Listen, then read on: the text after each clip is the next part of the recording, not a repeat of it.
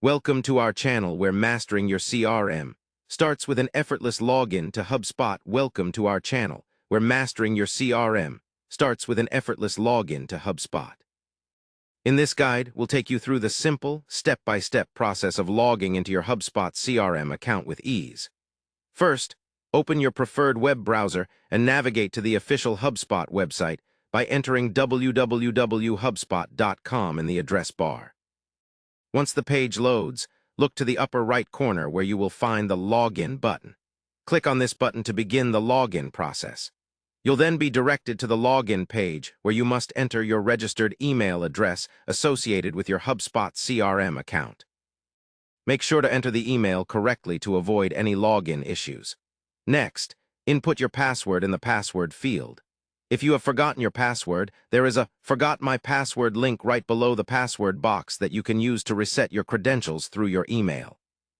After filling in your email and password, click on the Login button below. If your credentials are correct, you will be successfully logged in and redirected to your HubSpot CRM dashboard, where you can manage your contacts, sales, pipeline, and marketing tools efficiently. Remember that you can check the Keep Me Logged In option if you want faster access in the future, but make sure you only use this on private devices to maintain your account security. To enhance your login security, HubSpot also supports two-factor authentication. You can enable this by going into your account settings after logging in and following the prompts to set it up. Doing so will add an extra layer of protection to your account by requiring a verification code during login. That's it.